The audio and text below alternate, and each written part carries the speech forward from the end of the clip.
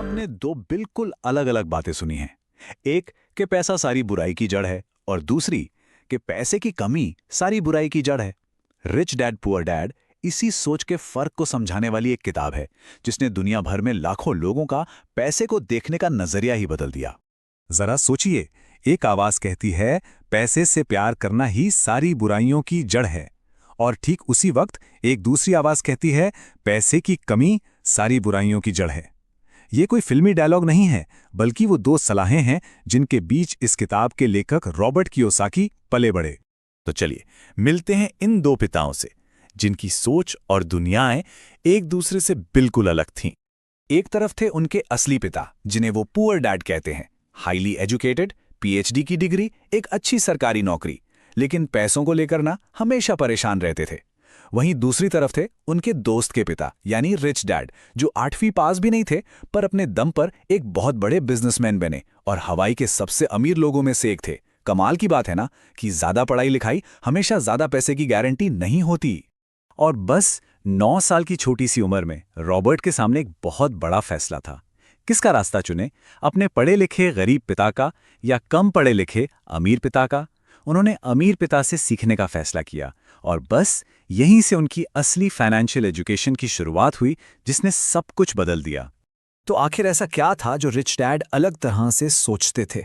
फर्क किसी डिग्री का नहीं बल्कि मानसिकता का था, यानी माइंडसेट का। पुअर डैड की सलाह थी खूब पढ़ो ताकि एक अच्छी कंपनी में नौकरी मिल सके, मतलब किसी और के लिए काम करने की सोच। वहीं रिच डैड कहते थे खूब पढ़ो ताकि एक अच्छी कंपनी खरीद सको, मतलब मालिक बनने की सोच। देखिए, एक में जिंदगी भर पैसे के लिए काम करना है, दूसरे में पैसे से अपने लिए काम करवाना है। जमीन आसमान का फर्क है। और ये फर्क सिर्फ बड़ी बड़ी बातों में नहीं था, रोजमर्रा की सोच में था। पुअर डैड किसी महंगी चीज को देखकर कहते, अरे यह हम अफोर्ड नहीं कर सकते, बस बात वहीं खत्म, दिमाग बंद। लेकिन रिच डैड पूछते, इसे कैसे अफोर्ड किया जा सकता है? और बस ये सवाल दिमाग के सारे दरवाजे खोल देता है। एक रिस्क से भागते थे, दूसरे रिस्क को मैनेज करना सीखते थे। और शायद इस किताब का सबसे बड़ा सबक इसी एक लाइन में छुपा है। गरीब और मिडिल क्लास पैसे के लिए काम करते हैं, अमीर अपने पैसे से काम करवाते हैं। इस एक लाइन को अगर ठीक से समझ लिया तो समझिए आधा खेल समझ में आ गया। ठीक है, पैसे से काम करवाना है, पर कैसे? इसका जवाब रिच डैड के सबसे जरूरी नियम में छिपा है, एसेट्स और लायबिलिटीज के बीच का फर्क समझना। एसेट यानी संपत्ति, बहुत सिंपल सा नियम है। कोई भी ऐसी चीज जो आपकी जेब में पैसा डाले वो एसेट है, जैसे कोई प्रॉपर्टी जिसका किराया आ रहा हो या स्टॉक्स जिनसे डिविडेंड मिल रहा हो। और लायबिलिटी यानी दायित्व, ठीक इसका उल्टा। कोई भी ऐसी चीज जो आपकी जेब से पैसा निकाले वो लायबिलिटी है, जैसे कार लोन की ईएमआई, क्रेडिट कार्ड का बिल या वो महंगा फोन जिसकी कीमत हर दिन कम हो रही है।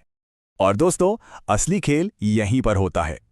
अमीर लोग अपना पैसा एसेट्स खरीदने में लगाते हैं, जबकि गरीब और मिडिल क्लास के लोग वो लायबिलिटीज खरीदते हैं और उन्हें गलती से एसेट समझ बैठते हैं, जैसे एक बड़ा सा घर या एक नई चमचमाती कार।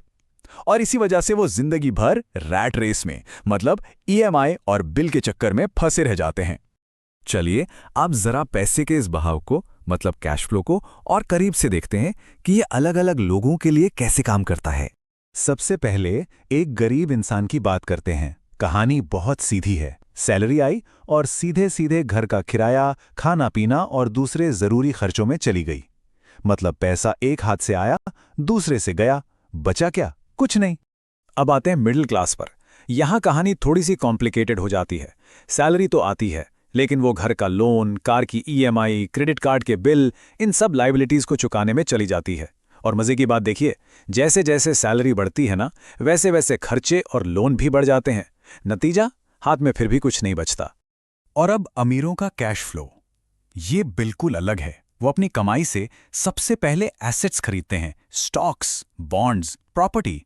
फिर इन एसेट से एक नई इनकम की धारा बहने लगती है और इस इनकम से वो अपने खर्चे पूरे करते हैं और जो पैसा बचता है उससे और ज्यादा एसेट्स खरीदते हैं। ये एक ऐसा साइकिल है, एक ऐसा पहिया है जो उन्हें लगातार और अमीर बनाता जाता है। इसे एक छोटी सी कहानी से समझते हैं। मान लीजिए दो दोस्त हैं, एलेक्स और जॉन। दोनों ने एक ही सैलरी पर एक साथ काम शुरू किया। जॉन ने क्या किया?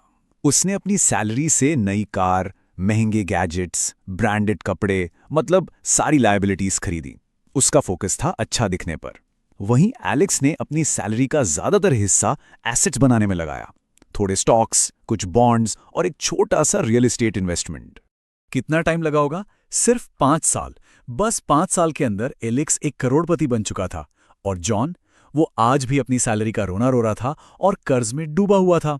तो इस पूरी कहानी से, इस पूरी किताब से अमीर बनने का फॉर्मूला क्या निकलता है? चलिए इसे कुछ जरूरी सबकों में समेट लेते हैं।